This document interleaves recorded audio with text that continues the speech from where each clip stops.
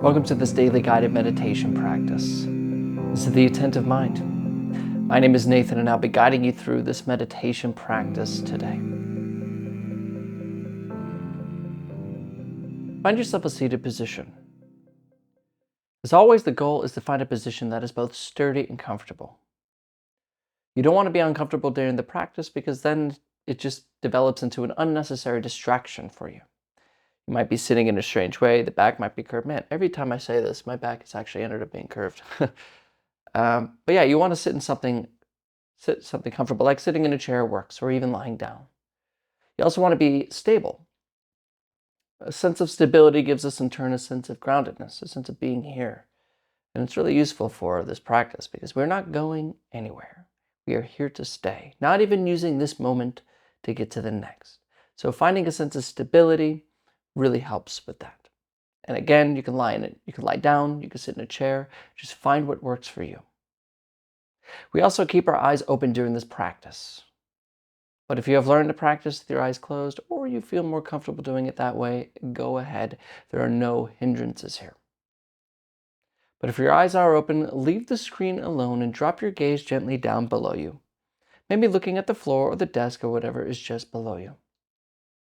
We're not staring or analyzing at a particular spot in the floor, and we're also not zoned out and blurry.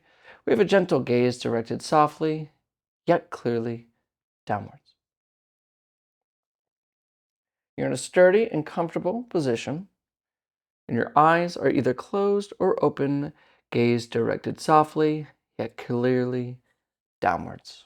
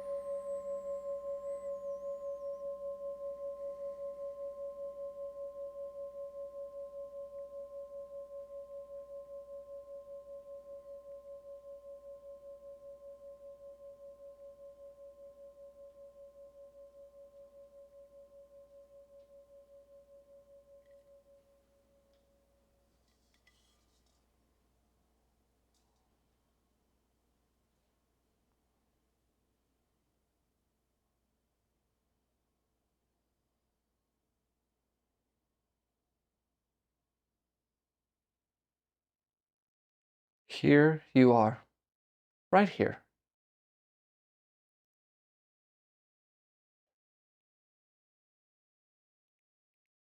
This is it. Not the future, not the past. You're only existing here and now.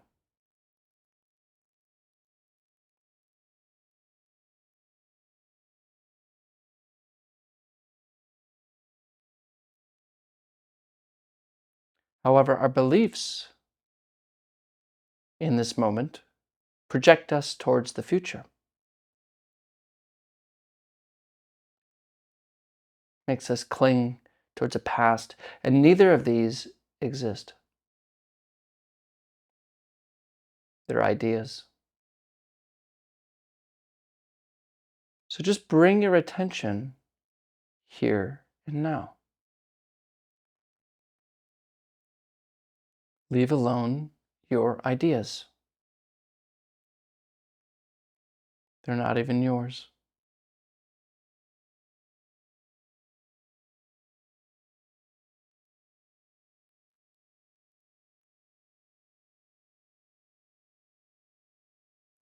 Don't make anything. Simply notice what is already here and now.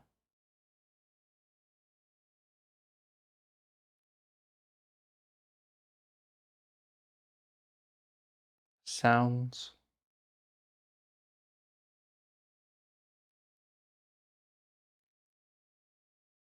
the temperature of the room,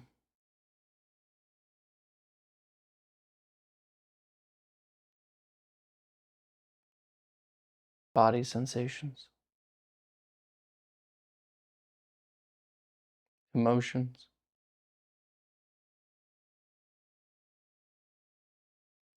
all here and now, nowhere else.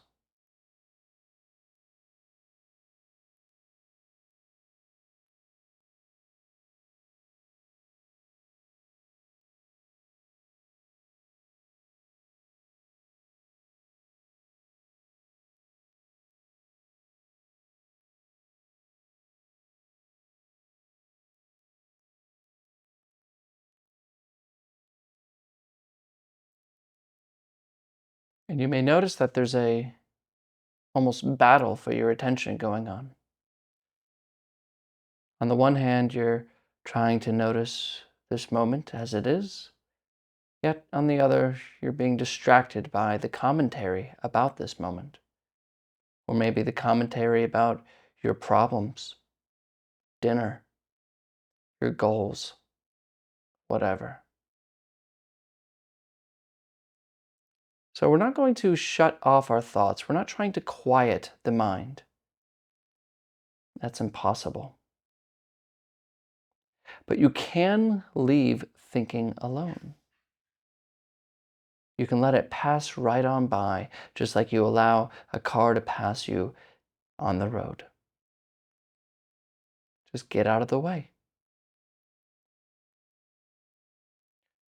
And of course, a very good way of getting out of the way is bringing our attention away from the head into the coming and going of the breath, the rising and falling sensations of breathing. And see if for the next 30 seconds or so, instead of being distracted by this next thought, remain with the breath.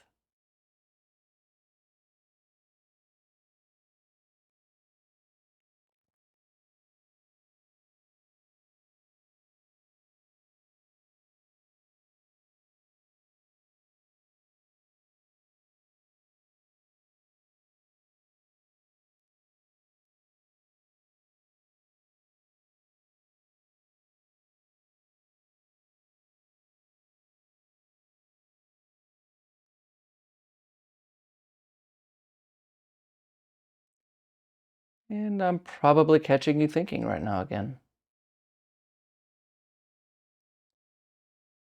But this should interest you. But there's a tendency to think about things rather than just notice what is here and now. We live in the world of our ideas rather than this moment. So when you notice that you're lost in thought, return gently and effortlessly return to the breath again and again. And allow your thoughts to come and go as they please. Leave them alone. Simply remain with breathing, rising and falling.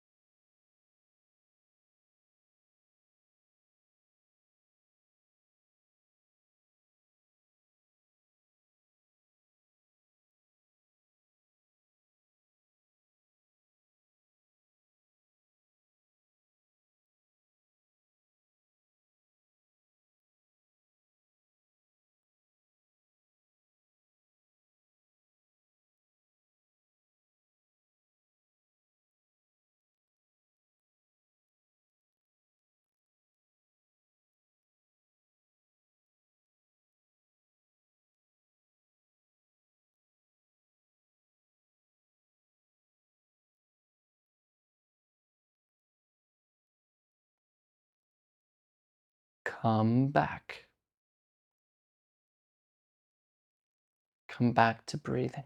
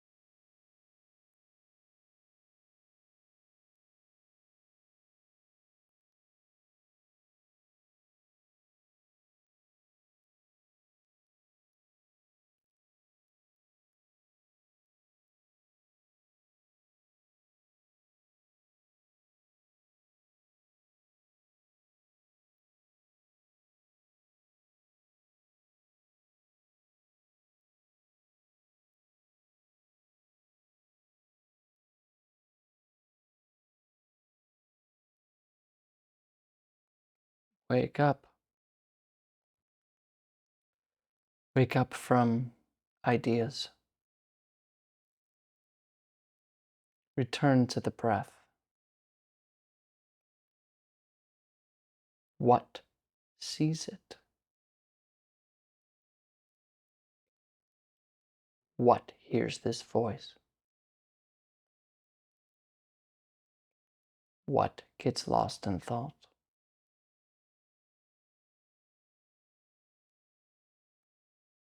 Pay attention.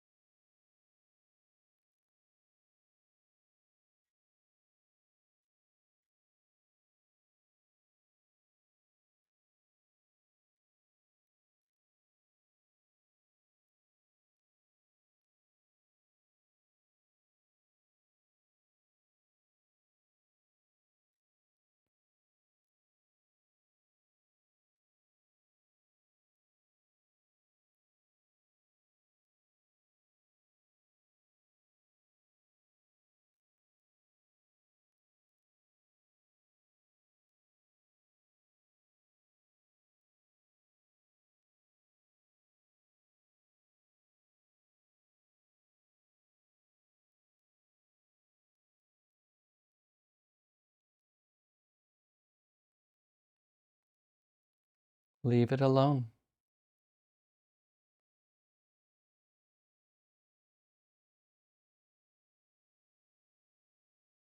In the same way you found the breath, find what breathes. What sits here? Turn the attention back.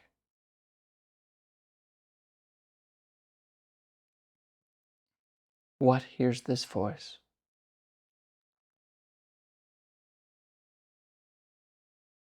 What are you? And if you don't understand, stay there. Completely rest.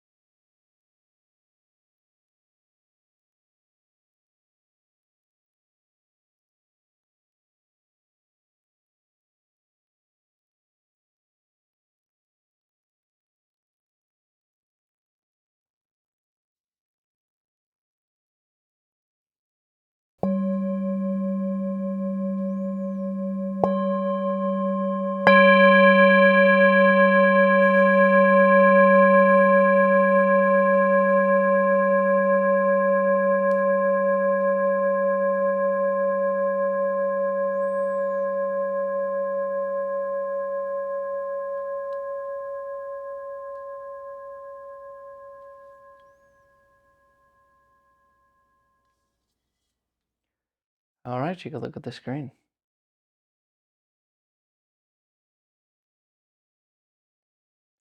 It's the most natural thing for us is to make ideas about things. In fact, that's really what we identify as, is this commentary in our head. I'm thinking this. I think that. I don't like this. I want this. I. And it's reinforced by our culture. It's reinforced by our upbringing. Nathan, you do that. You're not John. John does that. You're Nathan. And so we adopt this what you can call an ego, essentially, just this personing, this attachment to words, to ideas, all of them given to us.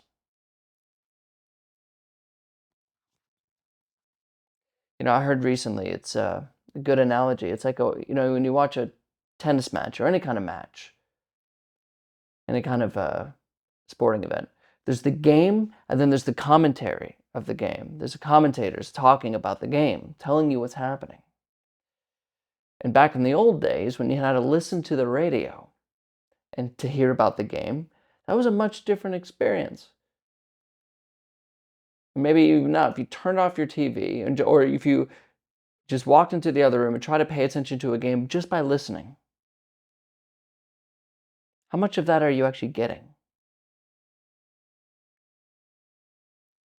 There's a huge difference between listening to the ideas of the commentators and watching the game without the commentary, when you just see it.